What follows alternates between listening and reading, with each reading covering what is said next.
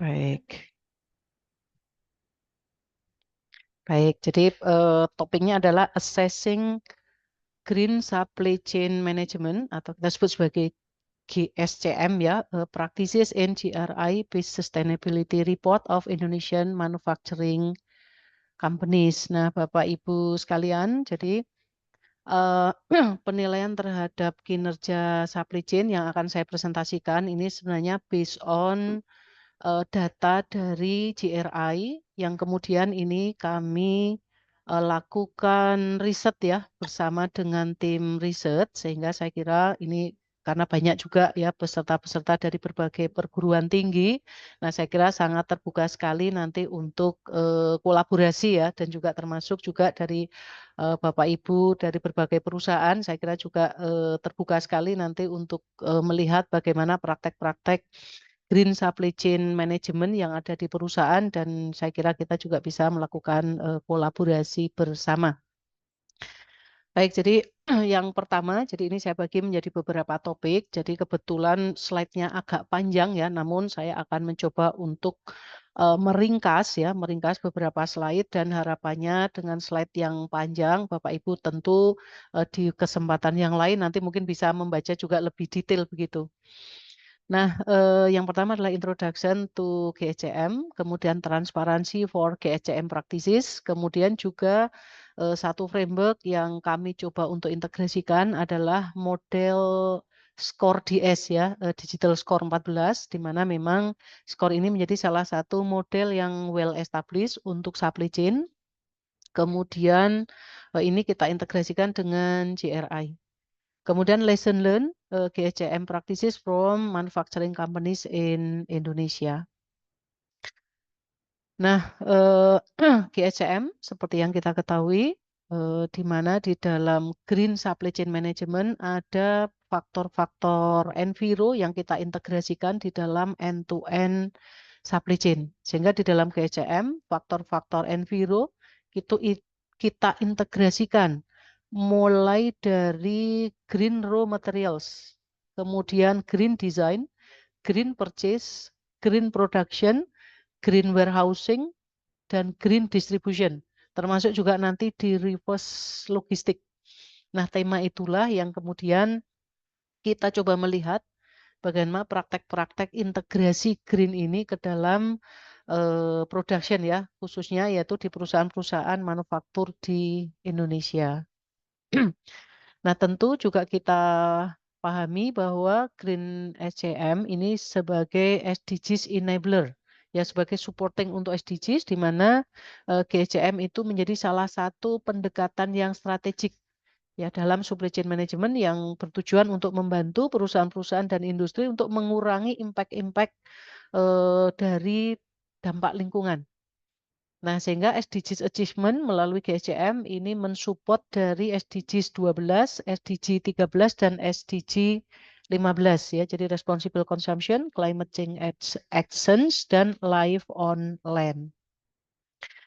Nah, kemudian ada satu masalah ya, seperti kita ketahui bahwa di dalam pelaporan GRI itu tidak secara eksplisit melaporkan praktek-praktek green supply chain management. Sehingga transparansi di dalam melaporkan praktek-praktek GSCM itu masih menjadi challenge sebenarnya karena kita tidak secara langsung bisa melihat seperti apa praktek-praktek green supply chain yang ada di perusahaan. Nah, transparansi di dalam praktek-praktek GSCM itu bisa kita lihat dari sustainability reporting ya khususnya dalam hal ini yang menggunakan standar GRI. Nah, namun memang ya masih terdapat gap antara praktek-praktek GSCM dan juga informasi-informasi yang disampaikan di dalam sustainability report. Nah, oleh karena itu maka presentasi ini akan mencoba ya. Jadi yang pertama untuk melihat praktek-praktek yang ada itu seperti apa yang sudah dilakukan dan dilaporkan oleh perusahaan berdasar pada sustainability report. Kemudian yang kedua adalah menganalisis ya potensial improvement berdasar pada standar-standar GRI dan juga improvement berdasar pada standar best practice yang ada di skor 14. Nah, mengapa saya mengambil best practice yang ada di skor 14? Karena best practice ini menjadi repository ya, jadi menjadi sekumpulan best practice yang memang sudah dikumpulkan ya, sudah didata oleh model skor. Nah, tentu nanti kita juga akan melihat ya bagaimana cara kita mengakses, termasuk juga bagaimana cara kita melihat ya best practice yang existing dan sebenarnya bisa membantu ya kita di dalam improvement GSCM. Nah, di dalam model skor, jadi memang skor ini akronim ya dari Supply Chain Operation Reference Model ya, tentu eh, ini menjadi salah satu model yang didevelop ya untuk membantu perusahaan-perusahaan untuk memahami ya, menstrukturkan dan mengevaluasi kinerja dari supply chain. Dan ini free ya untuk bisa kita akses, di mana memang standar supply chain ini membagi kegiatan end-to-end itu menjadi 4 pilar. Ya, jadi 4 pilar ya. Nanti ada pilar proses, pilar performance, kemudian pilar best practice yang akan kita pakai, termasuk juga pilar people. Nah, sehingga tentu dari assessing GSCM di manufaktur ya yang tentu bisa kita extend ya nggak hanya di manufaktur saja. Kebetulan pada eh, presentasi pagi ini ya saya mengambil case pada perusahaan manufaktur. Sebenarnya ini bisa kita extend ke perusahaan selain manufaktur. Nah, pada case ini kita mengambil hanya dari pilar best practice ya. Tentu ini bisa kita enhance juga ya pada pilar people misalnya ya, sehingga bagaimana development human resources ya yang ada di perusahaan dengan menggunakan model SCORE. Nah, standar supply chain process reference model ini memungkinkan effective communication among the supply chain partner karena ini menggunakan standar ya, baik itu standar terminologi maupun standar proses. Demikian juga di dalam model SCORE ini juga menggunakan standar metrik sehingga ini bisa menjadi satu status standar yang bisa dipakai secara bersama. Nah, di dalam score framework, tadi saya sampaikan bahwa ada 4 pilar. Yang pertama adalah business process improvement. Jadi sebenarnya proses bagaimana kita menggunakan skor itu didasari oleh filosofi PDCA ya, Plan Do Check Action, sebenarnya filosofinya ya, atau bisa juga menggunakan standar improvement Six Sigma, yaitu DMAIC ya, Define, Measure, kemudian Analyze, Improve, and Control ya, itu sebenarnya filosofinya sama, yaitu Continuous Improvement, di mana yang pertama adalah mengcapture as is, yaitu mengcapture bagaimana aktivitas supply chain yang ada di perusahaan. Kemudian skor ini membuat namanya standar proses. Yang kedua adalah melakukan performance benchmark. Ya, di sini setelah SS bisa di-capture, kemudian dilakukan benchmark terhadap perusahaan-perusahaan baik itu peer group maupun best in class. Nah, sehingga di sini perbandingan antara performance ya terhadap similar supply chain dan digunakan untuk menentukan target. Sehingga di sini kemudian muncul performance matrix ya, jadi target performance. Kemudian yang ketiga adalah best practice analysis. Jadi di dalam best practice analysis mengidentifikasikan praktek-praktek atau software solution yang menghasilkan kinerja yang secara signifikan lebih bagus.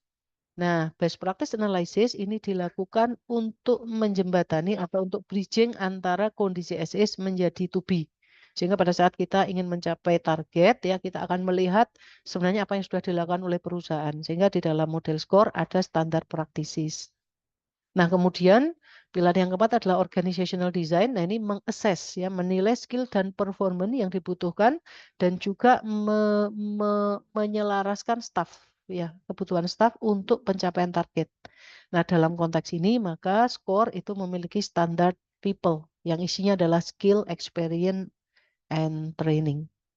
Nah, struktur skor, jadi ada 4 model, 4 pilar, di mana masing-masing pilar itu bisa kita explore ya, bisa kita explore. Dan saya kira mungkin sedikit saya sampaikan, mungkin nanti Bapak Ibu juga bisa explore ya dari standar-standar yang ada di dalam skor. Jadi Bapak Ibu bisa masuk ke skor DS, kemudian atau masuk ke webnya ICM ya, masuk ke webnya ICM, kemudian di webnya ICM, nah di situ Bapak Ibu sudah bisa masuk ke dalam tadi 4 pilar tadi. Jadi di atas ada standar proses, di mana proses terdiri atas plan, order, source, transform ya, kemudian fulfill, kemudian return. Jadi ini adalah standar proses end-to-end supply chain ya.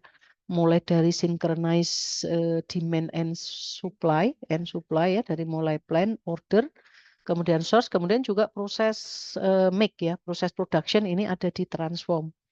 Kemudian deliver atau fulfill, kemudian proses regenerate ya, ini untuk return atau reverse di situ. Nah, di dalam standar proses tentu di situ ada hierarki standar proses ya. Kemudian ada performance ya, di proses ada juga enable. Enable ini disebut sebagai orchestrated ya, yang mensupport dari operasional yang ada di dalam supply chain. Nah, kemudian ada standar performance yang digunakan. Di sini ada performance resilient, ada performance ekonomik, dan ada performance sustainability. Kemudian ada standar people. Nah, people di sini terbagi atas skill, experience, dan training. Nah, ini yang mudah-mudahan Mbak Amel mungkin di next time ya, mungkin bisa juga satu presentasi tentang bagaimana sebenarnya ya secara detail model skor ini kita gunakan begitu. Nah, kemudian juga ada standar practices. Nah, ini yang akan kita gunakan ya untuk melakukan improvement. Ini baik best practice by kategori. Di sini kita bisa melihat berbagai macam best practice ya yang dilakukan oleh perusahaan dalam 3 kategori: standar, kemudian praktis, standar, base, dan advance ya. Sehingga di sini misalnya untuk inventory management, untuk manufacturing production dan sebagainya. Ya, misalnya inventory management ada berbagai macam best practice yang bisa dilakukan di situ. Baik, kemudian juga best practice by pilar ya. Kita juga bisa memilih kelompok-kelompok best practice yang ada di model score. Nah, kemudian kembali ke dalam presentasi. Jadi ada 2 framework yang kami coba untuk kolaborasikan. Jadi yang pertama adalah JRI, kemudian BP ya, best practice dari skor yang digunakan untuk improvement. Nah, untuk JRI saya kira seperti yang kita ketahui ya, karena di dalam presentasi ini hampir semuanya adalah member aktif dari ICSP, bahwa JRI ini menjadi salah satu standar yang paling banyak digunakan begitu ya untuk sustainability report, di mana lebih dari 14.000 organisasi, lebih dari 100 negara ya menggunakan standar-standar JRI.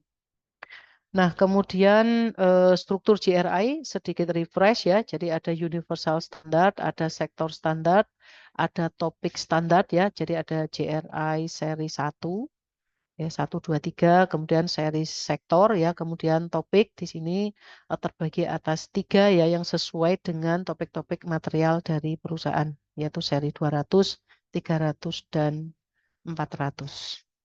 Kemudian juga bagaimana cara menggunakan GRI ya, di situ ada requirement dan di situ juga ada guidance ya. Jadi di mana saja aktivitas-aktivitas yang didisclose ya, dan kemudian di situ juga ada recommendation ya untuk melakukan disclose. Nah, kemudian lesson learned dari GSCM practices from Indonesian manufacturing companies. Jadi bagaimana metodologi ya di dalam mendisclose GSCM practices di dalam perusahaan. Jadi yang pertama adalah identifikasi masalah, jadi menggali isu utama terkait kurangnya transparansi dalam laporan keberlanjutan. Kemudian yang kedua, kami menyusun framework, jadi GSCM itu apa indikator atau metriknya yang perlu kita lihat dari sustainability report. Nah, sehingga di dalam menyusun GSCM, ya kita menggunakan berbagai acuan ya untuk mewakili dari variabel-variabel dan indikator-indikator yang bisa menggambarkan praktek-praktek green supply chain. Kemudian pengumpulan data ya kita ambil sebagai sampel ada 8 manufacturing companies di Indonesia dari Sustainability Report ya di tahun 2023-2024 dan kemudian kita gunakan software Envivo 12 ya untuk melakukan analisis ya kita lakukan coding di mana di dalam coding kita ambil indikator-indikator dari framework kemudian kita lihat ya dari sustainability report untuk kita masukkan ke dalam node-node ya. Node-node itu adalah indikator-indikator yang mencerminkan praktek-praktek GSCM. Kemudian kita lakukan scoring. Nah, di dalam scoring dan evaluasi tujuannya adalah untuk melihat sejauh mana disclosure yang dilaporkan. Yang kedua adalah untuk melihat sejauh mana ya substansi yang sudah dilakukan. Memang tentu saja bahwa karena ini salah satu bentuk riset saya katakan ya yang sifatnya menggunakan secondary data, maka mungkin ada beberapa informasi yang tidak secara penuh ya secara penuh itu bisa ditangkap ya. Nah, sehingga tentu itu juga menjadi salah satu kelemahan yang mungkin bisa dilengkapi ya dengan cara sebenarnya ya melakukan riset langsung ya sehingga bisa mendapatkan sumber primer. Nah, namun tentu saja dengan cakupan begitu luasnya sustainability report ya, mudah-mudahan tentu ini bisa memberikan kontribusi yang cukup signifikan. Termasuk juga ide untuk memberikan rekomendasi perbaikan menggunakan skor 14 yang tentu ini memang tidak ada di dalam sustainability report. Kemudian yang terakhir, seperti tadi saya sampaikan ya, untuk mengatasi kelemahan, nah kita juga melakukan FGD ya, jadi validasi dari expert, ini kita libatkan beberapa pakar industri dan akademisi ya untuk memverifikasi hasil. Nah sehingga bias-bias yang kita dapatkan dari sustainability report ya, atau dari pemahaman dan juga penggunaan software, nah itu bisa dikurangi ya, atau bisa dieliminasi. Ini adalah framework yang kami gunakan. Yang pertama adalah ada framework GSCM Practices, kemudian standar GRI ya kita masukkan ke dalam software Envivo ya kita gunakan dengan melakukan konten analisis dari sustainability report.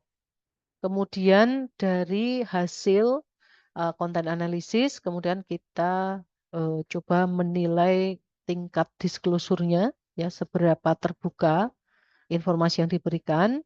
Kemudian yang kedua juga dari sisi substansi. Nah, substansi kita menggunakan pendekatan CMM, Capability Maturity Report, model ya, yang itu juga kita adopt dari model SCORE. Jadi sebenarnya di SCORE itu juga ada maturity, ya ada maturity yang sebenarnya juga mengambil model dari basic CMM, Capability Maturity Model. Baru kemudian kita usulkan ya integrated GSCM practices improvement. Nah, kemudian ini adalah metodologi. Jadi kami ambil sebagai sampel dari 9 sustainability report. Yang ini memang kami ambil dari daftar beberapa perusahaan yang memang mendapatkan award ya. Ada beberapa yang dapat platinum, ada beberapa yang dapat gold ya, yang ada di website NCCR. Kemudian kami download untuk SR-nya. Kemudian kita lakukan konten analisis dengan software Envivo. Kemudian kita lakukan scoring baik dalam hal disclosure maupun juga di dalam hal substansi.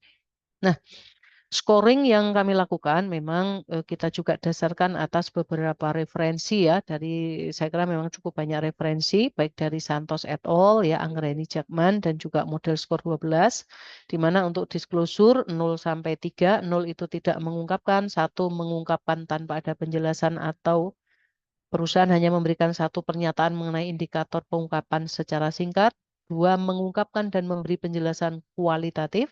Kalau 3 mengungkapkan dan memberi penjelasan kualitatif serta menyediakan data kuantitatif untuk setiap indikator yang diungkapkan. Sementara dari skor substansi ini sebenarnya lebih pada pendekatan maturity ya. Jadi 0 tidak ada bukti implementasi, 1 pernyataan simbolik atau komitmen tanpa ada bukti konkret, 2, implementasi terbatas atau sebagian belum terstruktur dan tersistematis, juga keterlibatan stakeholder terbatas. 3, bahwa praktek-praktek yang dilakukan itu menjadi bagian dari strategi inti perusahaan, tersistematisasi, terstruktur, berarti di situ disupport oleh adanya resources, adanya budget, adanya tata kelola organisasi, gitu ya, adanya training, ada keterlibatan stakeholder, adanya pengukuran dan audit kinerja rutin, juga beberapa menggunakan bantuan teknologi. Kemudian juga ada bukti perbaikan dan juga selaras dengan regulasi dan standar-standar yang ada di perusahaan. Kemudian kita lakukan scoring ya, jadi scoring, kemudian setelah scoring kita lakukan berapa persen ketercapaian baik dari sisi disclosure maupun dari sisi substansi.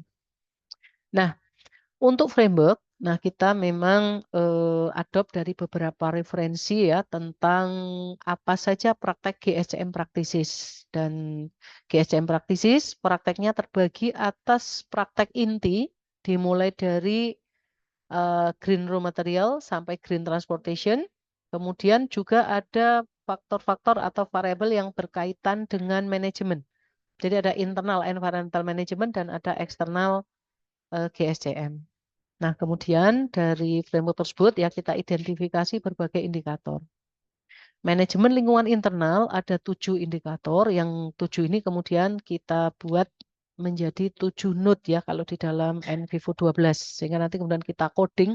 Coding itu mentranslate ya, mencari statement-statement yang ada di sustainability report, kemudian kita kelompokkan ke dalam indikator-indikator yang sudah kita tentukan. Ya, jadi ada komitmen dari manajemen senior, dukungan manajer menengah, kerjasama lintas fungsi, ya TKIM, kepatuhan terhadap lingkungan, ada insentif finansial, ada training and knowledge sharing. Ini kita masukkan sebagai manajemen lingkungan internal. Ada praktek GSCM eksternal, kolaborasi dengan pelanggan untuk eco design, government collaboration, kemudian desain untuk eco design, dan termasuk juga life cycle assessment.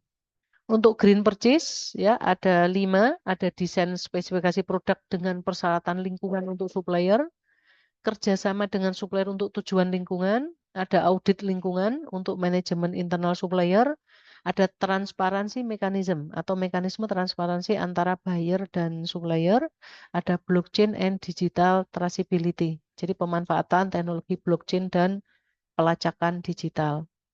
Untuk green production, ya ini ada 4 indikator, green production atau cleaner production atau carbon efficiency, low emission, ada energy efficiency, waste reduction, dan sustainable material and resources conservation. Green transportation diwakili oleh green transportation, emission reduce, ada rute and load optimization, ada energy efficiency menggunakan electric vehicle rather than fossil fuel. Kemudian green warehouse design fokus on space efficiency and automation, green warehouse design, sustainable building design, dan juga ada low emission equipment.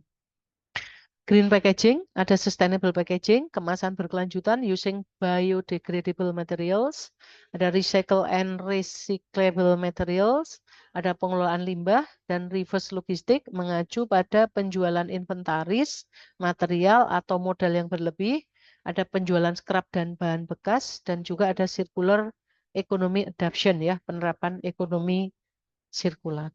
Nah, praktek-praktek inilah yang kita coba lihat ke dalam sustainability report ya, apakah perusahaan-perusahaan itu memiliki praktek-praktek yang ada di dalam framework Green SCM.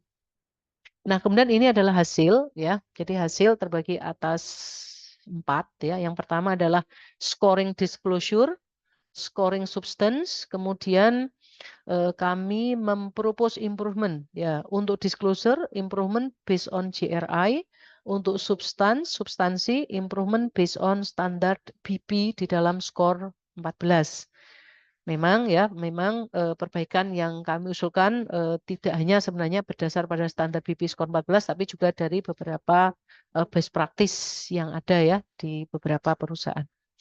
Nah ini untuk disclosure, nah ini kalau kita lihat ini hasilnya ya, jadi memang saya sampaikan karena slide-nya ini cukup panjang ya.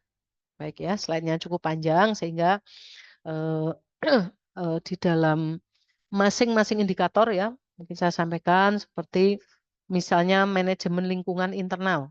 Jadi di sini ada 7 indikator. Nah, ini ada PT Sido Muncul, Petrokimia, Pupuk Indonesia, Bio Farma, PKT, Semen Indonesia, Semen Batubara, Sinergi Gula Nusantara, kemudian PT Astra Internasional. Nah, dari sisi disclosure, tadi saya sampaikan bahwa kita menilai dari 0 sampai 3 ya. 0 tidak ada pengungkapan ya, 1 ada pengungkapan tapi tidak ada bukti ya. 2 hanya deskripsi saja dan 3 itu disertai dengan kualitatif dan kuantitatif. Nah, di masing-masing indikator ya, misalnya seperti indikator 1, sebagian besar menyatakan dukungan dari pimpinan puncak ya. Saya kira komitmen dari manajemen senior ini hampir semuanya itu bagus ya. Walaupun ada beberapa perusahaan yang mengungkap secara terbatas ya, seperti Semen Indonesia, Pupuk Indonesia, dan Pupuk Kaltim. Sementara untuk indikator 2, dukungan manajer menengah di Pupuk Indonesia, Pupuk Kaltim, PT Astra itu tidak memberikan informasi sama sekali ya. Sido Muncul hanya menyebut tapi tanpa penjelasan. Ya, memang ada beberapa yang sebenarnya sudah melakukan tapi tidak disebutkan atau sebaliknya ya. Jadi disebutkan tapi tidak disertai ya dengan bukti-bukti dan penjelasan lebih lanjut. Nah, kemudian untuk indikator 3, kerjasama lintas fungsi, ini kolaborasi internal belum banyak dijelaskan secara komprehensif. Pada PT Pupuk Indonesia tidak memberikan pengungkapan sama sekali dan di perusahaan lain mengungkapkan peran tim lintas fungsi. Namun variasi kedalaman informasi itu masih belum begitu banyak terlihat.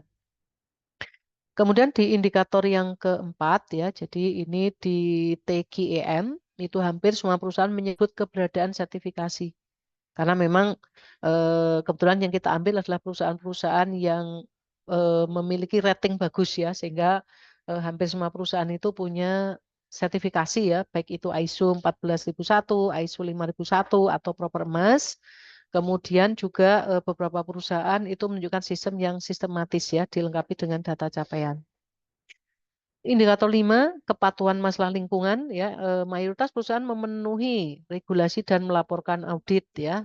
Bio Farma, Petrokimia, Semen Batu Raja itu menjelaskan pemantauan berkala dan tidak ada pelanggaran. PT Astra memberikan pengungkapan kuat terhadap audit air dan dampaknya terhadap bisnis ya. Jadi di dalam pengungkapan pun fokusnya juga bisa berbeda-beda. Indikator 6, insentif finansial. Semua perusahaan kecuali PT Sido Muncul menunjukkan bentuk insentif finansial dalam bentuk alokasi anggaran atau program reward terkait kinerja lingkungan. Indikator 7, ya, training and knowledge sharing sebagian besar memang menunjukkan program pelatihan yang rutin dan sistematis ya. Bahkan beberapa perusahaan itu memberikan data jumlah pelatihan dan jam belajar. Beberapa perusahaan hanya mengungkap pada narasi umum ya dan masih terbatas informasi yang disampaikan. Nah, kemudian kalau kita lihat perbandingan ya pada disclosure untuk manajemen internal paling bagus adalah Bio Farma ya. Kemudian ada beberapa yang memang relatif masih kurang di situ dalam hal pengungkapan manajemen lingkungan internal.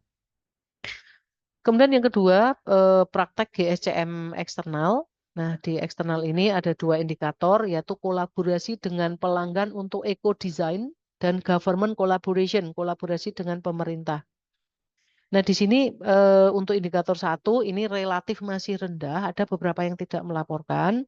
Hanya PT Sido Muncul ya, Petro, Semen Batu Raja, dan Sinergi Gula melaporkan inisiatif kolaboratif terkait pelanggan. Kemudian sebagian besar perusahaan hanya menyebutkan komitmen layanan berkualitas ya tanpa bukti kolaborasi pada praktek berkelanjutan. Ya, sehingga sekali lagi bahwa tentu di dalam pengungkapan ini menjadi kurang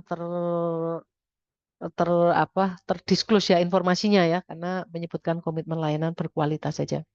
Sementara di government collaboration ini bagus ya, hampir semua perusahaan menunjukkan bukti ya.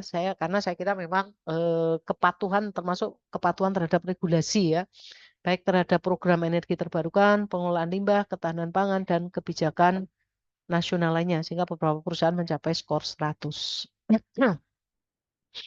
Nah, sehingga kalau kita lihat rata-rata untuk GSCM eksternal beberapa memang mencapai nilai tinggi ya, tapi beberapa karena indikator yang ada di dalam GSCM eksternal, terutama yang kurang bisa terpenuhi adalah kolaborasi dengan pelanggan untuk eco design dan lainnya. Kemudian untuk yang ketiga yaitu praktek green purchase. Nah, kebetulan untuk green purchase ini kita juga ada satu output ya berupa satu publikasi. Mungkin nanti di akhir saya sampaikan. Ada 5 indikator untuk green purchase, yaitu desain spek produk dengan persyaratan lingkungan untuk supplier, kerjasama dengan supplier untuk tujuan lingkungan, audit lingkungan untuk manajemen internal supplier, ada mekanisme untuk transparansi dan teknologi blockchain dan pelacakan digital. Nah, ini untuk desain spek produk ini secara eksplisit pengungkapan itu masih terbatas sehingga rata-rata masih di 33,3%, beberapa bahkan tidak melaporkan. Untuk indikator 2 ya kerjasama dengan supplier untuk tujuan lingkungan ini jauh lebih bagus daripada desain spesifikasi produk. Memang desain spesifikasi produk ini sebenarnya menjadi bagian dari persyaratan ISO 20400 ya untuk sustainable procurement. Dan memang belum banyak saya kira perusahaan yang mengimplementasikan ISO 20400. Nah, di indikator 2, mayoritas perusahaan ini mengungkapkan kerjasama dengan pemasok untuk peningkatan keberlanjutan. Nah, ini memang dibanding indikator yang lain, kerjasama dengan supplier ini sudah cukup bagus ya, biasanya dengan kontrak-kontrak yang dilakukan oleh perusahaan dengan vendornya.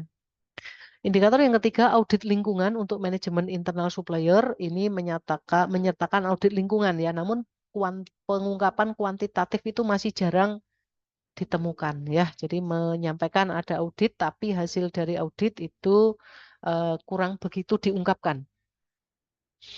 Kemudian untuk indikator keempat, transparansi mekanisme, ini Bio Farma dan Petro ini mengungkapkan inisiatif mekanisme transparansi secara kualitatif dan menyebutkan sistem pelaporan dan keterbukaan data lingkungan. Nah, sementara di indikator 5, teknologi blockchain itu hampir seluruh perusahaan belum melaporkan penggunaan teknologi dan digital tracking untuk memastikan transparansi keberlanjutan dalam pengadaan. Sehingga kalau kita lihat ya di green purchase ini relatif belum secara rata-rata masih belum begitu tinggi ya untuk praktek-praktek GSCM yang diungkap di dalam sustainability report. Untuk green production, nah green production ini jauh lebih bagus daripada green purchase. Nah ini sebenarnya menunjukkan bahwa banyak perusahaan manufaktur yang memang fokus di production-nya karena karena production menjadi core function ya, sementara purchasing mungkin masih dianggap sebagai supporting ya, supporting function. Nah, di sini ada green production, itu hampir semuanya ya, itu menerapkan green production, pelaporan lengkap terkait produksi hijau dan efisiensi karbon, nilai 96, saya kira ini yang paling tinggi begitu. Energi efisiensi juga begitu, konsisten. Waste reduction juga cukup tinggi ya. Kemudian sustainable material and resources conservation. Nah, ini kebanyakan perusahaan juga menyebut praktek substitusi material, konservasi air, dan efisiensi bahan baku. Ada kemungkinan juga bahwa karena di dalam GRI ya, GRI series 300 itu memang secara eksplisit menyampaikan di situ ya berapa banyak energi efisiensi, waste reduction ya, kemudian emisi karbon dan sebagainya, sehingga ini menjadi sesuatu yang secara eksplisit didisklose. Nah, sementara mungkin tadi ya di dalam standar-standar purchasing itu kebanyakan adalah standar-standar di series 200 dan 400 sehingga belum banyak perusahaan yang mengungkapkan ya tentang praktek-praktek purchasing. Nah, ini adalah green production. Kemudian ini green transportation. Nah, green transportation nilainya average ya sekitar 50%. Ini ada green transportation emission reduce and collaborative transport or sharing transportation resources. Pelaporan ini menunjukkan bahwa sebagian perusahaan mulai menyampaikan inisiatif pengurangan emisi dan transportasi kolaboratif, namun memang belum sepenuhnya tersistematisasi. Hanya Bio Farma, Petro, dan SGN yang memberikan pelaporan mendekati utuh ya, mendekati komplit.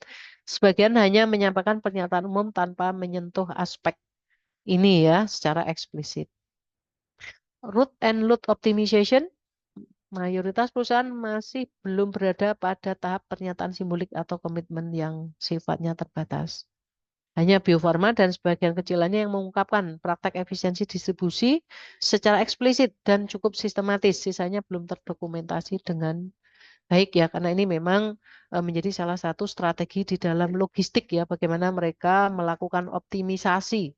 Ya, kemungkinan juga karena untuk Bio Farma, karena produk-produknya termasuk produk-produk yang tersebar ya di seluruh provinsi di Indonesia. Nah, sehingga tentu salah satu eh, proses kuncinya adalah di transportasi dan distribusi. Maka di sini Bio Farma memiliki pengungkapan yang sangat bagus begitu. Termasuk juga energy efficiency using EV rather than fossil fuel. Di sini Bio Farma juga mengungkapkan secara jelas ya.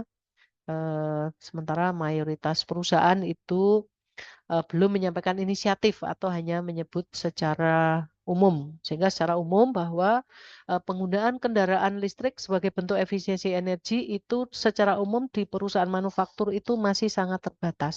Ya, hanya beberapa perusahaan yang memang sudah punya inisiatif ke sana. Tapi hampir semuanya ya, kalau kita lihat dari pelaporan ya, itu belum secara masif itu dilakukan. Ini adalah green transportation. Kemudian green packaging. Nah, ini juga saya kira ada sustainable packaging, kemasan berkelanjutan using biodegradable materials. Mayoritas perusahaan belum mengungkapkan upaya dalam penggunaan kemasan berkelanjutan secara sistematis. Nah, PT Sido Muncul, Bio Farma, Pupuk Kalti menunjukkan pelaporan yang mencakup penggunaan material biodegradable dan inovasi ulang kemasan. Namun memang belum menjadi strategi utama di sebagian besar perusahaan lain. Sehingga sekali lagi packaging ini juga belum menjadi fokus ya di dalam praktek-praktek keberlanjutan di perusahaan.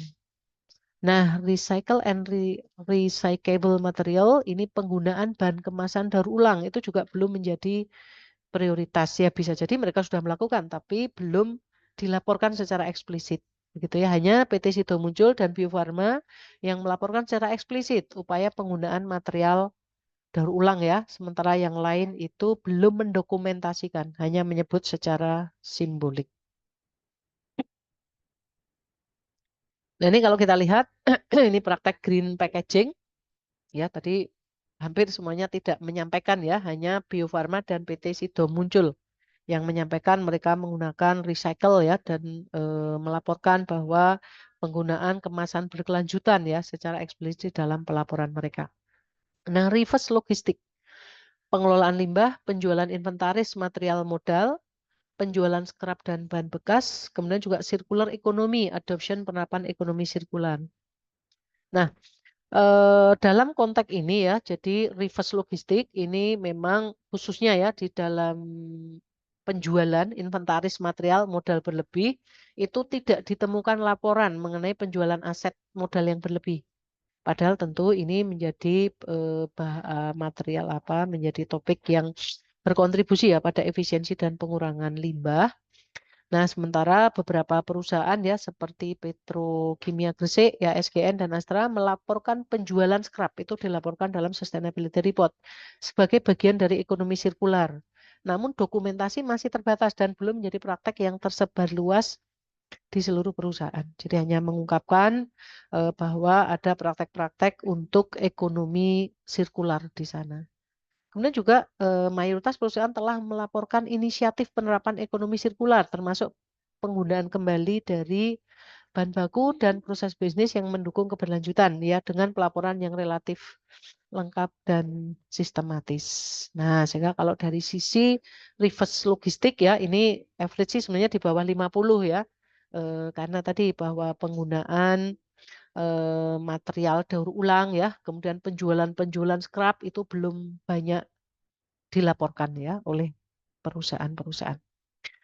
Green warehousing. Nah, praktek gudang ya, praktek gudang hijau ya, green warehousing, gudang yang ramah lingkungan. Terdapat 3 indikator. Green warehouse design fokus on space efficiency and automation. Green warehouse design, sustainable building ya dari sisi buildingnya. Kemudian juga low emission equipment ya, jadi penggunaan equipment material handling yang ada di dalam gudang. Nah, ini juga hampir semuanya belum melaporkan ya, kecuali Bio Farma. Memang kebetulan kalau dari banyak perusahaan yang dipakai sebagai sampel, Bio Farma ini memiliki skor yang paling tinggi di dalam rating Asrat ya, itu Bio Farma. Sehingga memang ini konsisten ya saya kira. Di mana sebagian perusahaan tidak mengungkapkan informasi terkait efisiensi dan otomasi dalam desain gudang. Hanya PT Bio Farma yang menyampaikan penjelasan kualitatif dan Pupuk Indonesia menyebutkan indikator secara singkat.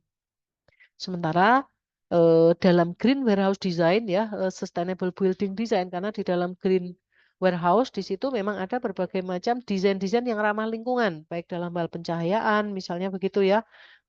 Kemudian juga penggunaan ya energi yang lebih efisien ya, waste dan sebagainya. Itu tingkat pengungkapan masih sangat terbatas. PT Bio Farma dan Astra memberikan penjelasan kualitatif penuh, sementara perusahaan lainnya tidak ditemukan informasi. Low emission equipment, pengungkapan paling banyak, meskipun terbatas ya, hanya Bio Farma, Petro, dan PT Astra yang menjelaskan praktek ini secara kualitatif ya, low emission equipment. Jadi penggunaan kendaraan-kendaraan listrik di dalam pengoperasian gudang ya, di dalam alat-alat material handling yang mereka lakukan. Nah, ini rata-rata capaian kategori green warehousing. Nah, sehingga untuk disclose ya, dimensi disclose itu mengukur seberapa transparan, dan memang kalau kita lihat posisi paling tinggi adalah di green production, karena saya kira sekali lagi bahwa cleaner production itu secara eksplisit memang di dalam GRI juga diatur ya di dalam GRI 300 begitu, sehingga saya kira ini juga align ya dengan praktek green SCM. Kemudian juga beberapa insentif finansial ya, alokasi-alokasi anggaran dan total quality environmental management itu menunjukkan scoring disclose yang tinggi ya. Kemudian dukungan manajemen senior, pelatihan itu juga termasuk kuat dari sisi disclosure. Nah, sementara praktek-praktek yang memiliki skor disclose rendah itu pada blockchain traceability ya, kemampuan tracking itu banyak yang tidak melaporkan, green warehousing, reverse logistik ya itu juga termasuk rendah ya di dalam pelaporan di perusahaan manufaktur. Nah, kemudian oke ya, masih ada berapa waktu. Nah, kemudian yang kedua adalah scoring substansi ya. Substansi ini sebenarnya mencakup dari maturity ya, kedewasaan, bagaimana secara substansi apakah praktek-praktek yang dilakukan itu sudah menyentuh pada aspek substansi. Jadi tidak hanya menyentuh pada aspek pengungkapan saja, tapi juga terstruktur, tersistematis ya dari sisi tata kelola, termasuk juga tentang keterlibatan stakeholder. Tata kelola tentu mencakup dari bagaimana perusahaan itu memiliki visi ya, memiliki visi, misi, strategi, goal, kemudian penyediaan budget ya, penyediaan struktur organisasi, termasuk juga enabler-enabler dari IT ya, dari people-nya, kemudian juga dari regulasi dan standar-standar yang ada di dalam perusahaan. Nah, ini adalah hasil dari substansi ya, baik dari komitmen manajemen senior ya, kemudian dari 1 sampai 7, di mana memang sebagian besar perusahaan itu menunjukkan komitmen strategis. Jadi ini saya kira hampir selaras dengan pengungkapan ya, karena tadi bahwa dalam hal komitmen itu baik secara pelaporan maupun secara substansi ini rata-rata cukup tinggi. Namun di dalam dukungan ya, pelaporan kuantitatif tanpa sistem dukungan yang kuat dari manajemen ya. Kemudian juga dalam hal kolaborasi lintas departemen ini terjadi di banyak perusahaan, namun beberapa lainnya masih belum menunjukkan bukti konkret dari kerjasama lintas fungsi, termasuk juga siapa saja ya stakeholder yang dilibatkan di dalam kolaborasi ya. Kemudian di TKEM ya hampir semua perusahaan memiliki sertifikasi lingkungan. Kalau kepemilikan sertifikasi sebenarnya ini menjadi bukti juga secara substansi begitu ya. Karena apa? Karena sertifikasi itu menunjukkan adanya assurance ya, penjaminan bahwa tata kelola dan sistem manajemen itu sudah terkelola ya dan tersistematisasi dan juga sudah selaras dengan standar eksternal ya. Demikian juga terhadap kepatuhan terhadap lingkungan, itu hampir semua perusahaan menunjukkan pengukuran berkala dan integrasi dalam strategi manajemen risiko.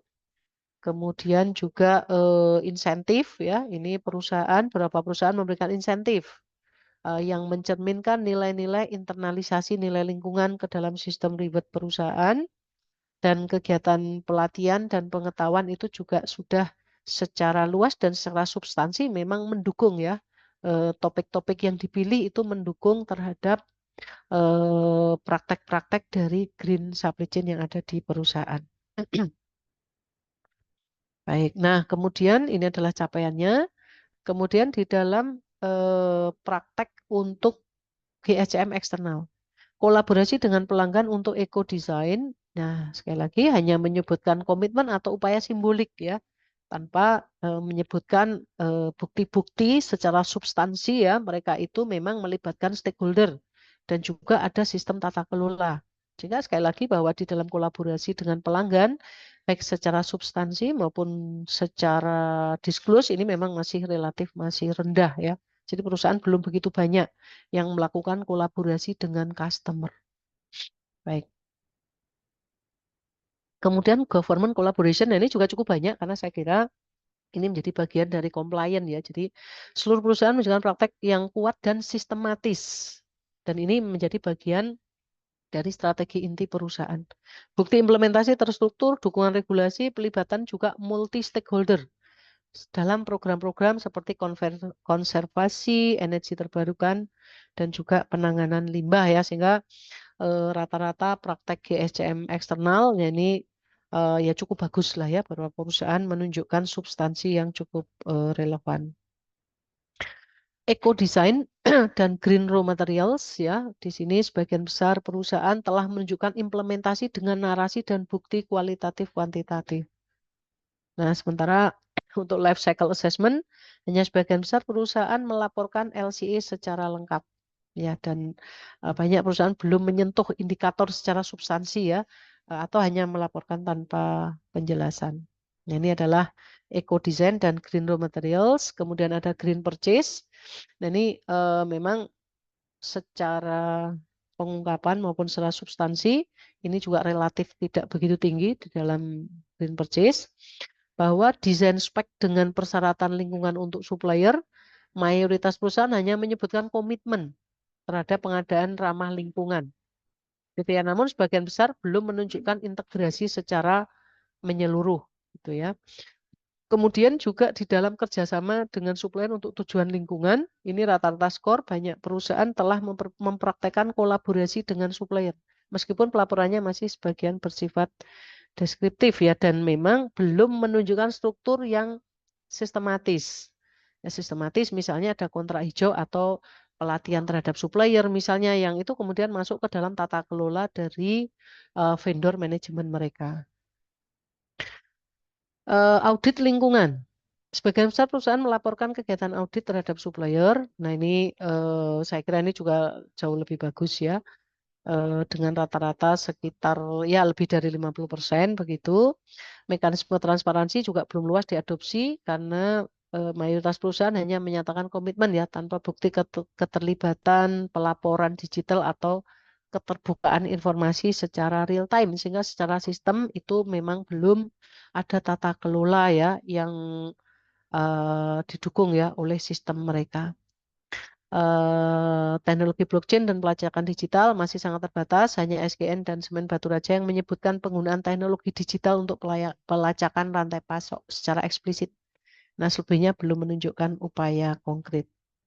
Ini rata-rata capaian dari sisi substansi dari green purchase.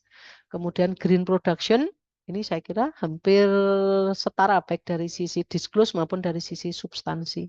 Gitu ya, sehingga hampir semua mengadopsi produksi hijau ya, upaya efisiensi energi menjadi standar operasional perusahaan. Jadi ada SOP-nya, ada tata kelolanya, termasuk juga penghematan energi ya, penggunaan energi, pengurangan limbah dan juga ada komitmen yang kuat ya.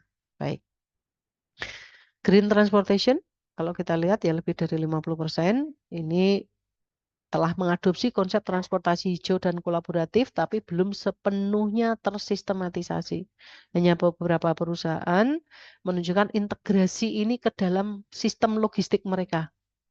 Ya, kemudian juga optimalisasi rute itu dilakukan oleh sebagian besar perusahaan.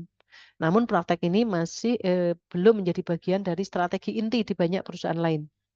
Sehingga ini masih menunjukkan ya masih perlunya penguatan kebijakan dan sistem pelaporan. EV juga begitu, sebagai upaya efisiensi mulai diimplementasikan terutama oleh perusahaan besar, namun sebagian besar perusahaan belum menunjukkan bukti penggunaan energi terbarukan. Nah, ini secara rata-rata. Kemudian green packaging, ya ini nilainya rendah ya, paling rendah saya kira. Adopsi kemasan berbasis material biodegradable, ini secara eksplisit hanya beberapa perusahaan, namun perusahaan lain itu masih belum melaporkan. Ya termasuk juga penggunaan daur ulang. Oke, ini rata-ratanya. Kemudian reverse logistik, kalau kita lihat juga tidak ada satupun perusahaan yang melaporkan pengelolaan limbah dalam konteks reverse ya. Kemudian seluruh perusahaan tidak menyampaikan praktek penjualan aset ya atau material berlebih. Nah itu indikator 2 itu memang nol di sini, memang tidak ada ya atau belum ada yang melaporkan di situ. Padahal langkah ini penting dalam meningkatkan efisiensi sumber daya dan mengurangi limbah ya, penjualan inventaris dalam konteks reverse logistik. Penjualan scrap dan bahan bekas. Nah, ini mulai diimplementasikan oleh sebagian perusahaan. Namun memang belum menjadi praktek umum dan mayoritas perusahaan telah mengadopsi pendekatan ekonomi sirkular secara eksplisit. Ini adalah rata-rata kategori reverse logistik. Green warehousing ini juga relatif masih rendah ya. Karena kalau kita lihat ya ada beberapa praktek green warehouse yang secara substansi juga belum menjadi bagian yang terstruktur ya. Kemudian juga apalagi green building itu juga belum menjadi perhatian secara mayoritas. Baik, ini adalah green warehousing. Nah, ini adalah kesimpulan scoring dari sisi substansi. Ada beberapa yang kuat ya di green production, pelatihan, total quality management, dan lemah tadi di tracking, green warehousing juga masih menjadi sorotan di situ. Nah, kalau kita lihat baik dari sisi disclose maupun substans, memang ada beberapa kesenjangan. Memang ada beberapa yang under reporting, beberapa substansi bagus ya, tapi tidak dilaporkan secara eksplisit atau implementasi yang belum mengimbangi narasi publik atau greenwashing di situ. Ada green production dan manajemen lingkungan internal itu mendominasi dengan skor tinggi di kedua sisi, menunjukkan konsistensi antara pengungkapan dan implementasi, sementara reverse logistik kalau kita lihat dan green warehousing itu area dengan nilai yang paling rendah ya, sehingga saya kira perusahaan-perusahaan manufaktur masih banyak fokus di core bisnis utama ya, green production, manajemen lingkungan internal, sementara reverse logistik. Jadi kalau kita lihat di sini bahwa transportasi distribusi itu masih belum menjadi fokus utama ya, dan kita lihat gap mencolok terlihat di beberapa kategori seperti green purchase, green packaging. Ini juga masih relatif rendah ya. Dan tentu ini juga menjadi beberapa masukan ya bahwa di dalam melakukan keberlanjutan dalam praktek green supply chain end to end memang semuanya menjadi fokus ya yang perlu diperhatikan. Nah, kemudian bagaimana kemudian kami mengusulkan improvement based on GRI standar dan best practice score 14. Nah, memang kami melakukan rangkuman ya dari indikator-indikator tadi, kesesuaian terhadap GRI dan kesesuaian terhadap BP, best practice yang ada di dalam skor 14. Nah, ini kita lakukan dari 9 sustainability report ya. Kemudian kita cek satu persatu ya kedekatan antara indikator dan GRI dan juga antara indikator dengan kemungkinan ya. Saya sebut kemungkinan karena tentu tidak semua best practice itu applicable ya, diterapkan pada semua indikator. Nah, ini adalah untuk masing-masing ya, manajemen lingkungan internal. Nah, mungkin karena ini cukup banyak ya, ya mungkin next time ya ini bisa kita explore lagi lebih lanjut begitu. Untuk eco design ya ini adalah best practice yang berkesesuaian begitu. Kemudian untuk green purchase ini adalah banyak best practice yang bersesuaian. Nah, best practice kita lihat dari list yang ada di skor 14 ya di webnya ASCM. Nah, green production juga sama. ya kita listing GRI-nya, GRI code dipakai untuk perbaikan disclosure, BP dipakai untuk perbaikan substansi. Nah, ini green transportation, ini green packaging, reverse logistik, ini green warehousing, ya ada beberapa. Tadi ada beberapa area yang masih lemah, ada beberapa area yang kuat ya. Termasuk green warehousing, green packaging, green transportation, reverse logistik adalah area-area yang lemah di 9 sampel perusahaan manufaktur ya. Sementara green production itu memang menunjukkan konsistensi yang paling kuat ya. Nah, kemudian propose improvement ya dari berbagai macam indikator tadi, GRI dan BP. Nah, ini adalah daftar dari improvementnya, usulan di mana ya ini dasarnya adalah tadi dari GRI dan juga dari best practice ya, termasuk juga sebenarnya dari beberapa referensi yang lain ya, kita gabungkan di situ. Jadi sebagai contoh ya, jadi komitmen manajemen senior. Nah, ini arah perbaikannya dalam hal disclosure itu pengungkapan yang lebih kuat ya. Kemudian dari improvement substansi ya, integrasi ke dalam strategi inti, tetapkan KPI lingkungan ya. Jadi sebenarnya di dalam improvement kita juga menggabungkan praktek-praktek bagus dari 9 perusahaan tadi untuk kemudian kita masukkan, dan itu saya kira juga bisa menjadi benchmark ya bagi perusahaan-perusahaan yang akan melakukan improvement di masing-masing indikator. Baik, termasuk dukungan manajer menengah. Baik ya, saya masih punya sedikit waktu ya, Mbak Amel ya, tinggal sedikit lagi. Ya, boleh Bu Elisa. Ya. Kemudian juga termasuk di lingkungan internal, ya di TKEM. Nah, apa improvement yang bisa kita sampaikan ya? Jadi perkuat integrasinya, auditnya itu memang harus ada penjelasan ya, kemudian bukti pelatihan berkelanjutan, ada inisiatif efisiensi, termasuk juga perbaikan dan kepatuhan regulasi. Baik, nah kemudian juga tadi saya sampaikan bahwa ada berbagai perbaikan di lingkungan internal, di 7 indikator, kemudian juga di eksternal, juga sama kami lakukan ya, improvement disclosure-nya apa, termasuk improvement substansinya apa ya, di situ termasuk kolaborasi pelanggan, evaluasi layanan berkala, termasuk juga pelatihan bagi staf dan pelanggan. Eco design ya, desain produk ini juga termasuk tadi skornya rendah ya. Jadi apa saja data kuantitatif yang perlu ditampilkan di situ. Sekali lagi bahwa ini juga kita dasarkan atas GRI dan atas best practice dari sampel-sampel perusahaan tadi. Nah, ini improvement untuk substansinya. Ya. Kemudian untuk green purchase juga sama, ya ada improvementnya. Kemudian termasuk juga kerjasama dengan supplier, sebaiknya mereka melakukan apa, begitu ya.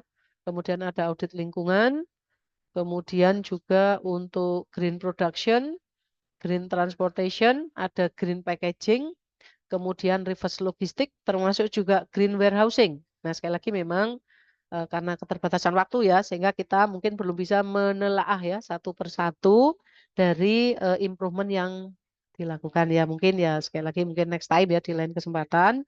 Saya kira ini juga menjadi satu opportunity buat kita ya, mungkin untuk mengkaji ya, sehingga improvement standar improvement apa ya yang sebaiknya mungkin bisa dilakukan oleh perusahaan-perusahaan. Nah, sebagai kesimpulan ya, penerapan Green Supply Chain Management dan GRI standar ini menjadi krusial bagi perusahaan dalam menghadapi tuntutan global akan praktek bisnis berkelanjutan.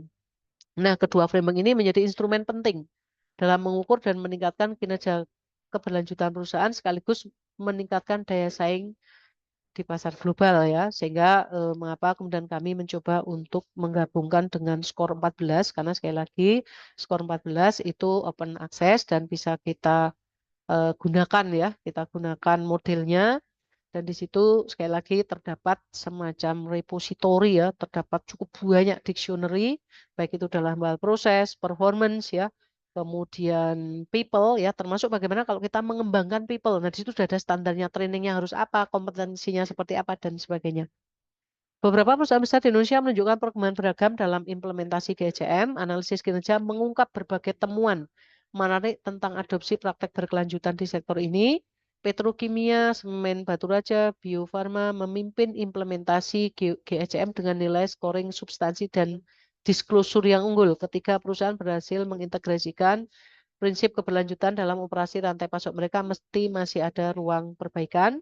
Salah satu aspek yang perlu diperbaiki adalah tadi ya, reverse logistik yang memerlukan perhatian khusus dalam pengelolaan limbah dan optimalisasi penjualan inventaris bekas ya. Mungkin bisa saja sudah dilakukan tapi tidak dilaporkan ya. Penerapan ekonomi sirkular menjadi strategi kunci untuk optimalisasi sumber daya dan minimasi dampak lingkungan.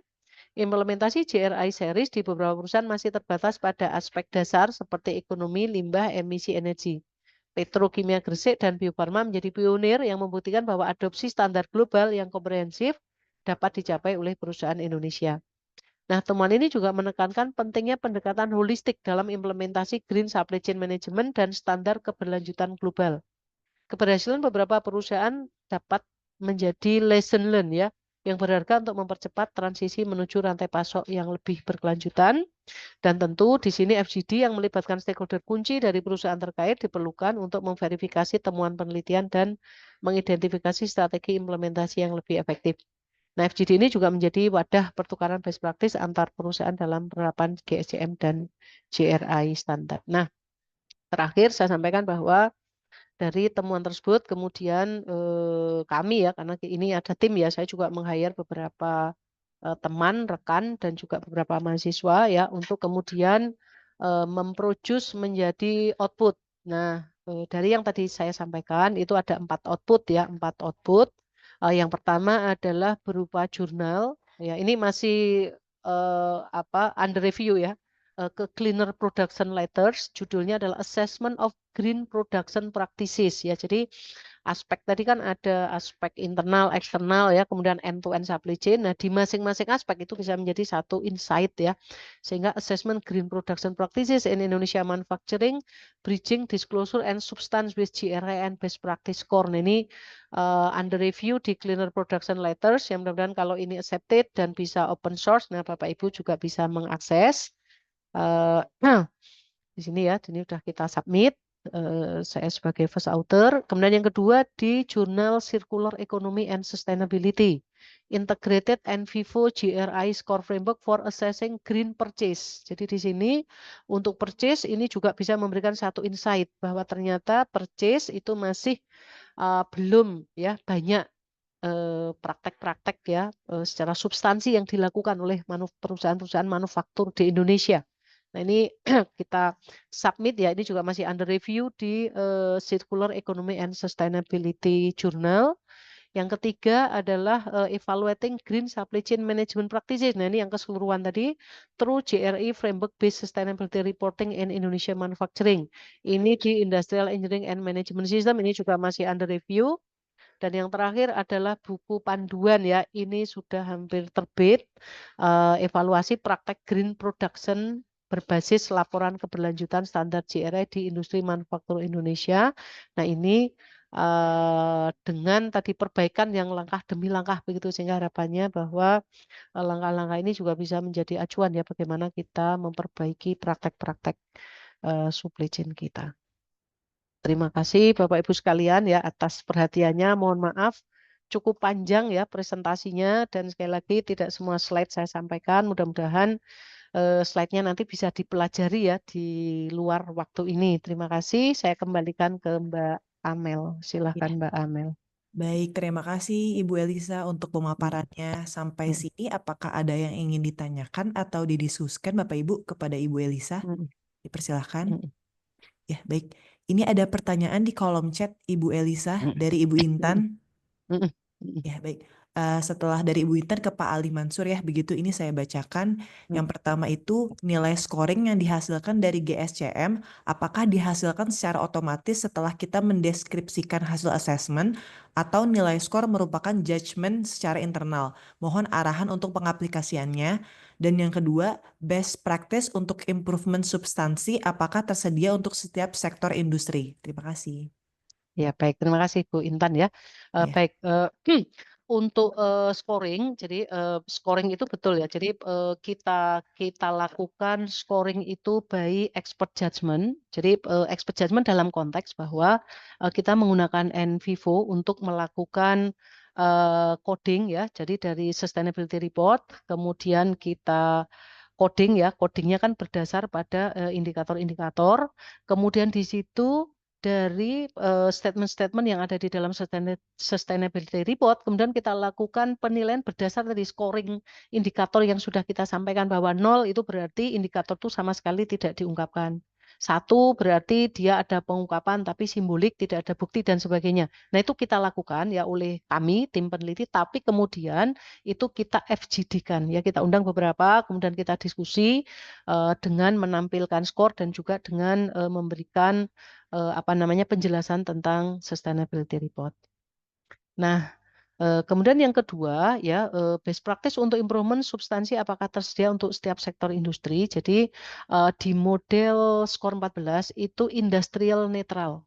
Jadi sifatnya adalah netral. Jadi itu memang dikumpulkan dari banyak sekali industri dan itu sifatnya netral-netral dalam pengertian tidak merefer pada satu industri tertentu, sehingga pada saat kita masuk ke webnya ICM, kita sebenarnya bisa memilih. Ya, bisa memilih di situ kalau kita bukan member ya, tapi memang kalau kita member, jadi kalau di ICM itu memang ada member-member, ada gold, ada platinum dan sebagainya, kita memang bisa dapat akses per sektor industri. Tapi kalau kita itu sebagai pengguna yang bukan member, nah maka ya industrial netral saja kita dapat kita dapat listnya dari BP ya tadi best practice-nya seperti apa, tapi memang kita tidak dapat data kuantitatifnya ya, data misalnya seperti benchmark itu kita tidak bisa mendapatkan. Seperti itu, sehingga sifatnya adalah industrial netral, tapi kalau kita ingin mendapatkan best practice sektor industri bisa, tapi caranya adalah kita masuk ke webnya, kemudian kita ada member di situ, termasuk juga kita bisa bisa kirim email di situ ya untuk bisa kita mendapatkan data per sektor industri. Dan nanti akan ada analisis dari mereka untuk eligibility dari apakah kita eligible ya untuk mendapatkan data itu. Nah, nanti ada beberapa hal yang perlu kita isi di situ. Saya kira begitu, Bu Intan. Ya. Baik, Bu Intan, Mm, apakah sudah jelas, Bu? Baik, sudah. Terima mm, kasih, Bu Elisa. mm, Lanjut mm, ke Pak Ali Mansur, boleh silakan, Pak. mm, mm, Ya, mm. terima kasih Prof. Elisa. Ya. Salam kenal, saya Ali Mansur, Prof. Mm, Topiknya besar sekali ini, Prof. mm, Jadi green supply chain mencakup green purchasing, mm, eco design, transportation dan sebagainya. Nah, eh, kalau yang saya pahami di GRI ini masih terbatas sekali persyaratan yang terkait dengan yang mungkin cross dengan GSCM ini. Mungkin yang saya identifikasi mungkin GRI 204 itu terkait itu pun persyaratannya sedikit sekali terkait dengan presentasi pemasok yang baru yang diseleksi menggunakan kriteria lingkungan 308 dan 204. Jadi yang saya lihat eh, company saat ini kalau mengacu ke GRI kayaknya masih jauh, Prof ya, untuk bisa memenuhi eh, kriteria di GSCM ini karena mungkin mereka akan mengejar meskipun in accordance pun akan berat kayaknya untuk memenuhi kriteria GSCM ini. Nah, apakah GSCM ini bisa menjadi disclosure framework sendiri, Prof, untuk mm, pelaporan sehingga kriterianya itu akan mereka bisa menggunakan GRI, GSCM atau mungkin SASBI atau yang lain sehingga salah satu indikatornya itu ini bisa menjadi disclosure sendiri gitu ya di dalam sebuah pelaporan yang mereka mengacu ke GSM ini. Itu yang pertama. Yang kedua mungkin ada beberapa subjek terkait dengan reverse logistik. Ini Ya. mungkin istilah baru di saya, Dok, karena saya tidak Ya. berkecimpung di Mm, supply chain. Eh, Reverse logistik ini goal utamanya apa ya? Kriterianya tadi mm, ada beberapa 3, tapi mm, yang ingin mm, dicapai dalam reverse logistik ini apa? mm, mm, Yang mm, ketiga terkait dengan praktek aktual blockchain dan digital traceability yang sudah mm, berjalan yang baik itu seperti apa? Terima kasih. mm. Oke, baik. Baik, terima kasih Pak Ali Mansur. Salam kenal juga Pak Ali. Baik, terima kasih. Ada 3 pertanyaan ya. Jadi yang pertama tadi betul ya bahwa em, praktek green supply chain management itu memang masih sedikit bisa diungkap di dalam sustainability reporting. Karena betul ya bahwa di dalam GRI standar itu tidak secara eksplisit yang menyampaikan sebenarnya praktek-praktek apa yang ada di dalam Green Supply Chain Management, dan saya kira itu juga menjadi concern ya. Jadi pada saat kita ingin melihat sebenarnya seperti apa ya maturity dari tadi, mulai dari ya end to end saya kira ya, mulai dari desain, material selection, design, kemudian procurement ya, production, transportasi, bahkan reverse itu memang tidak bisa kita lihat secara eksplisit di sustainability report. Nah, memang kita bisa melihat ya praktek-praktek tersebut karena praktek-praktek tersebut dalam konteks standar GRI itu sebenarnya tercampur dalam beberapa standar. Tadi Pak Ali saya kira juga sudah menyampaikan ya. Jadi misalnya dalam hal energi misalnya. Energi, perusahaan mungkin melaporkan ya berapa banyak energi yang dikonsumsi begitu. Nah, namun penggunaan energi itu kalau dalam konteks green supply chain, maka energi itu akan tersebar. Misalnya tadi di warehouse misalnya, bagaimana penggunaan energi ini untuk equipment, material handling dan sebagainya. Nah, sehingga sebenarnya menarik sekali Pak Ali Mansur ya, apakah kemudian GSCM ini bisa menjadi sebuah standar? Nah, memang sebenarnya kalau menurut pendapat saya ya bahwa di dalam GRI itu kan ada namanya sektor standar ya, di mana dalam sektor standar itu memang ada topik-topik material yang kemudian bisa dirangkum dalam sektor standar ya. Nah, tentunya memang topik material pun ini adalah topik-topik yang memang sudah ada di dalam frameworknya GRI ya. Nah, sehingga kalaupun misalnya kemudian praktek-praktek GSCM yang tidak terdapat dalam standar GRI ya secara eksplisit, kalaupun toh itu mau dimasukkan misalnya ya sebagai perbaikan, saya kira mungkin masuknya di sektor standar ya. Khusus misalnya green supply chain sendiri kan sebenarnya bisa berbeda-beda antar sektor. Green supply chain untuk manufaktur tentu sedikit berbeda dengan green supply chain yang ada di perusahaan-perusahaan oil and gas misalnya. Karena supply chain sendiri, kalau di oil and gas, karena ini oil and gas itu katakan industri hulu begitu ya, sehingga lebih banyak ke supply chain untuk supporting material. Sementara kalau di perusahaan-perusahaan manufaktur, itu lebih pada bagaimana produksi dan kemudian distribusi ke customer. Nah, kira-kira seperti itu Pak Ali ya. Jadi, kalaupun toh itu dimasukkan misalnya, maka mungkin itu bisa ditambahkan di sektor standar. Tapi tentu saja karena GRI ini kan proses untuk membuat standar itu kan tentu ada prosedurnya begitu ya. Baik, kemudian yang kedua, jadi reverse. Jadi memang di dalam konteks green supply chain ya, reverse logistik ini kan sebenarnya satu praktek di mana perusahaan itu ingin mendapatkan efisiensi ya dari material-material atau mungkin dari equipment atau mungkin dari produk yang sudah habis masa pakainya gitu ya, atau produk-produk yang kita deliver ke customer, kemudian setelah itu entah karena itu kebutuhan recycle, entah itu karena surplus, entah itu karena operation and maintenance. Ya sebenarnya reverse sendiri memang ada beberapa jenisnya. Jadi ada proses yang kita sebut sebenarnya ada standar return. Ya standar return kalau di dalam skor ya, di dalam model skor itu juga sudah ada standarnya.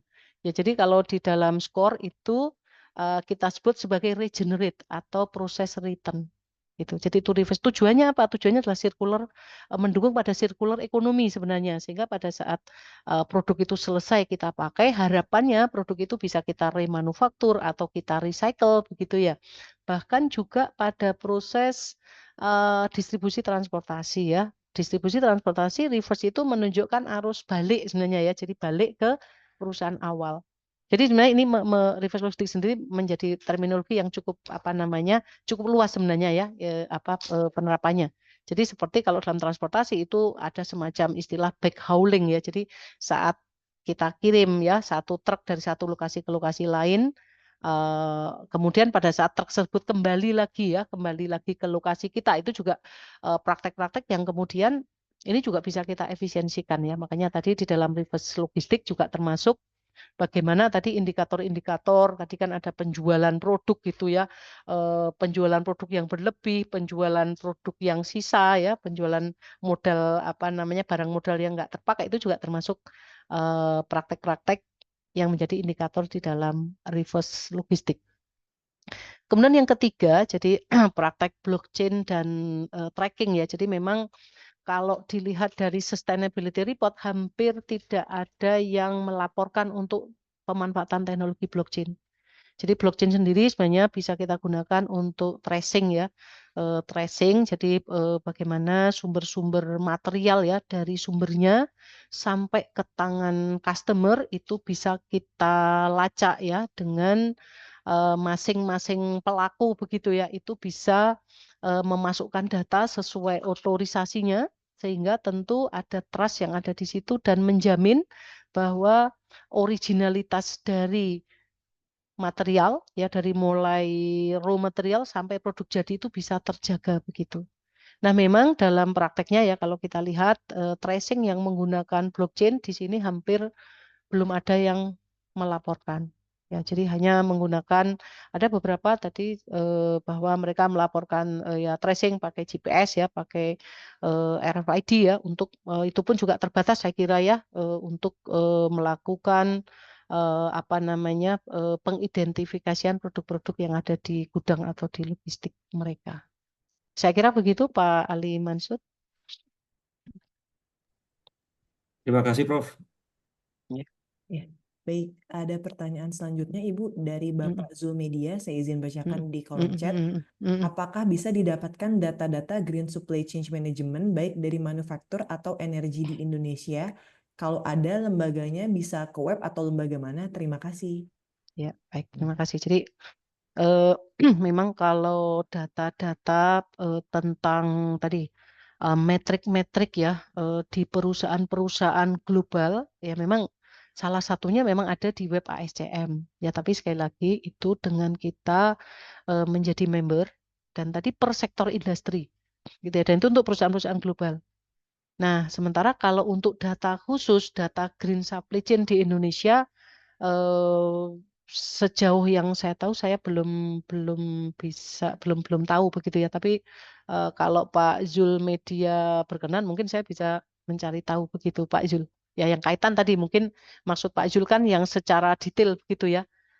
Secara detail kalau tadi konteksnya adalah green supply chain itu kan menyangkut end to end begitu.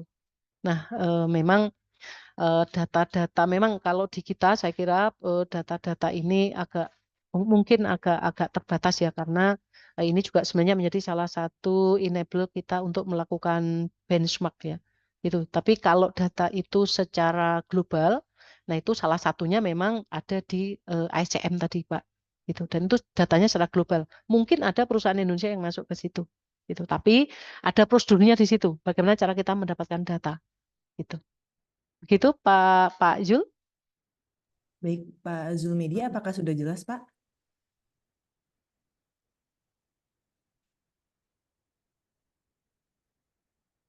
Baik, sembari menunggu respon Pak Zulmedia, Ya, ada pertanyaan ya. lagi, Bu, di kolom chat. Bagaimana peran standar JRI dalam membantu perusahaan meningkatkan transparansi praktik GSCM? Karena dari beberapa perusahaan yang dilakukan assessment tadi, secara JRI sebetulnya sudah bagus penilaian di asratnya di rating. Tapi ternyata secara GSCM penilaiannya berbeda. Contohnya di sini Pupuk Indonesia, begitu. Ya, ya betul. Jadi memang tadi di depan saya juga menyampaikan ya bahwa memang GRI sendiri kan memang ada standar tersendiri begitu ya, standar tersendiri yang kita tahu ada series ya. Nah, sementara di dalam ini sebenarnya kan dua standar yang saya katakan memang berbeda begitu ya, yang berbeda begitu. Artinya bahwa pada saat kemudian perusahaan itu melaporkan keberlanjutan menggunakan standar GRI, memang ini komplit terhadap GRI. Ya, seperti Pupuk Indonesia itu kan bagus tuh GRI-nya. Nah, lalu ya kami ya dari perspektif yang berbeda begitu. Kita coba melihat ya praktek supply chain-nya seperti apa sih sebenarnya dilaporkan dalam GRI. Ada beberapa yang sebenarnya bersentuhan ya, tapi ada beberapa yang memang sama sekali tidak dilaporkan di dalam GRI karena memang tidak ada di dalam standar GRI. Ya seperti tadi misalnya, seperti praktek-praktek reverse logistik, seperti praktek-praktek tracking seperti praktek-praktek misalnya warehousing secara eksplisit, memang tidak ada di dalam standar GRI. Nah, biasanya ada di dalam apa? Ada di dalam standar-standar pada saat GRI itu melaporkan tentang penggunaan energi. penggunaan water, penggunaan limbah misalnya. Bahkan dalam praktek-praktek yang ada di dalam pengadaan gitu ya. Jadi pengadaan itu ya kalau di dalam GRI itu kan ada GRI seri 204 ya, procurement practices. Nah, di dalam procurement practices itu yang dilaporkan itu juga tentu tidak sedetail seperti apa yang ada di dalam ya perspektif green supply chain management. Ya, dalam perspektif green supply chain management, kalau kita extend lagi, mungkin kita bisa mengextend ya framework seperti ISO 20400, Sustainable Procurement. Nah, sehingga betul bahwa di dalam standar GRI, kenapa GRI-nya bagus, tetapi GSCM-nya kurang bagus begitu ya. Karena tadi bahwa standar GRI adalah standar yang memang sesuai dengan standar-standar yang memang harus dilaporkan. Sementara Green Supply Chain itu memiliki sudut pandang yang beberapa sama, tentu beberapa berbeda tadi ya. Sehingga saya kira ya dalam konteks ini kita sebenarnya ingin melihat ya seberapa transparan GSCM itu dilaporkan ya di dalam GRI begitu. Sehingga ada beberapa yang memang tadi ya overlapnya saya kira di production. Cleaner production itu hampir lebih dari 98%. Itu bagus. Karena apa? Karena clear production itu hampir di semua GRI 300 itu masuk di situ. Ya, baik itu tentang material, energi, water, ya, waste, ya. Tapi untuk praktek-praktek yang lain, tadi memang memiliki nilai yang rendah. Sehingga saya kira betul bahwa dalam konteks ini, bagi perusahaan, gitu ya, mungkin dalam hal disclose, ya, mereka saya kira mungkin juga untuk meningkatkan transparansi dan trust publik, ya, di dalam GRI, ya, mungkin bisa menambahkan, ya, reporting-reporting secara lebih detail.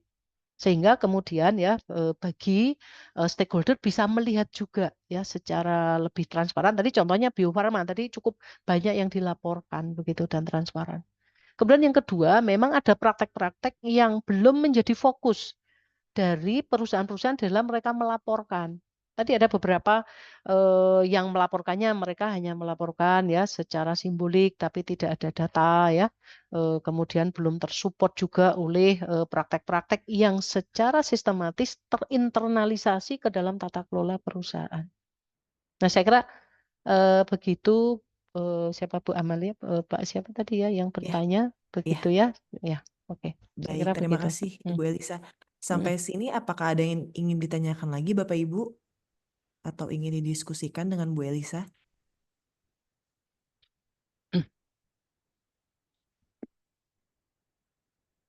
Baik, kalau tidak ada ini ada terakhir ya Bu, pertanyaan dari Ya. kolom chat juga. Apakah regulasi pemerintah sudah cukup mendorong implementasi dan pelaporan GSCM di Indonesia? Karena sepertinya belum banyak perusahaan yang concern dengan penerapan GSCM. Berdasarkan asesmen tadi pun masih banyak yang kelihatannya nilainya belum tinggi. Apakah ini terjadi karena pemerintah belum mewajibkan? Terima kasih. Ya, baik. Baik, jadi kalau referring ke regulasi ya, memang ada regulasi-regulasi yang berkaitan dengan industri hijau, misalnya oleh Kemenperin misalnya. Ya sebenarnya di industri hijau itu juga sudah ada regulasi-regulasi bahwa perusahaan-perusahaan itu apa namanya diharapkan begitu ya untuk bisa melakukan prosesnya itu secara hijau begitu. Nah, namun memang ya memang kata green di sini kalau dalam konteks GSCM itu kan memang betul tadi ya luas ya end to end begitu. Begitu. Nah, sehingga tingkat kedetailan ya, tingkat apa kedetailan dari praktek-praktek yang ada. Nah, itu mungkin ya kalau regulasi itu kan kadang sifatnya kan agak-agak general begitu. Nah, sebagaimana halnya misalnya ya, dalam tadi saya contohkan misalnya dalam pengadaan misalnya. Ada beberapa regulasi tentang pengadaan hijau ya oleh LKPP misalnya. Ya, lembaga pengadaan pemerintah itu sudah keluar ya, sudah keluar regulasinya. Mungkin terhadap green building oleh Kementerian PU. Sudah ada regulasi-regulasinya. Tapi sekali lagi, mungkin regulasi-regulasi ini sifatnya memang masih per sektor gitu ya. Jadi ada industri hijau ya, ada pengadaan hijau, ada building hijau begitu. Sehingga kalau kemudian kita lihat ya itu ada di dalam satu konteks green supply chain yang kemudian itu diterapkan oleh satu perusahaan, maka tentu perusahaan ini bisa mengadopsi dari berbagai regulasi. Untuk buildingnya misalnya tadi kan ada green warehouse tuh. Mungkin kita bisa mengacu pada peraturan yang dikeluarkan oleh Kementerian PUPR. Ya, untuk pengadaan hijau misalnya, oke kita bisa mengacu pada peraturan yang dikeluarkan oleh LKPP untuk pengadaan hijau. Begitu. Nah, sehingga saya kira beberapa regulasi itu memang masih apa ya, saya sebut sebagai terpisah-pisah gitu, Mbak Amel atau Pak siapa tadi yang menanyakan begitu ya. Sehingga kalau yang paling dekat ya ke industri hijau begitu ya, karena sebenarnya kalau green supply chain itu kan sebenarnya ada dalam industri ya, hulu ke hilirnya itu hijau begitu.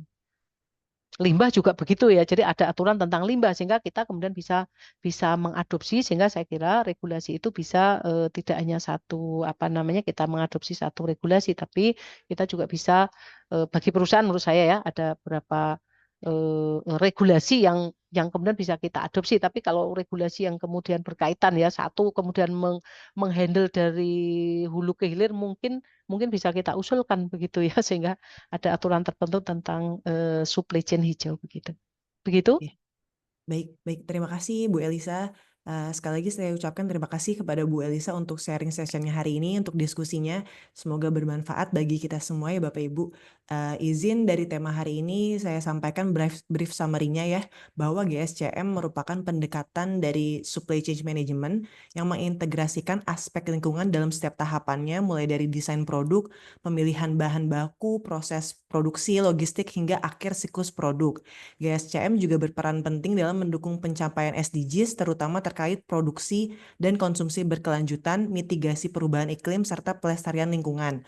Dan dari hasil penelitian terhadap sustainability report di beberapa perusahaan manufaktur di Indonesia ditemukan bahwa yang pertama itu transparansinya belum merata, yang kedua itu kinerja terbaik ada pada green production dan manajemen lingkungan internal, di mana mayoritas perusahaan sudah memiliki sistem kebijakan pelatihan sertifikasi hingga insentif yang mendukung pengelolaan lingkungan secara terstruktur.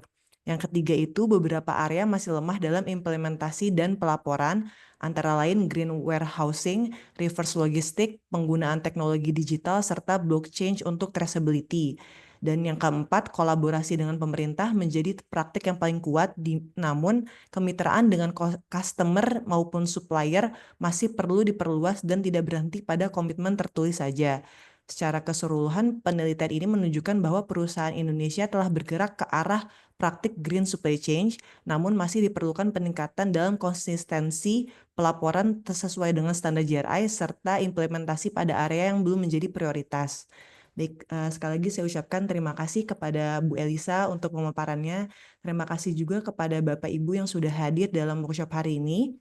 Untuk materi dan sertifikat akan dikirimkan setelah acara ya Bapak Ibu, jadi mohon ditunggu. Dan sampai jumpa lagi di webinar ICSP di Desember. Itu nanti kita akan membahas tentang ISA 5000, yaitu update-nya dari ISA 3000, begitu Bapak Ibu. Dari sini saya izin untuk tutup Zoom-nya Bapak Ibu. Selamat melanjutkan aktivitas selanjutnya. Selamat siang. Assalamualaikum warahmatullahi wabarakatuh. Baik, terima kasih. Waalaikumsalam warahmatullahi wabarakatuh. Baik. Selamat siang Bapak Ibu.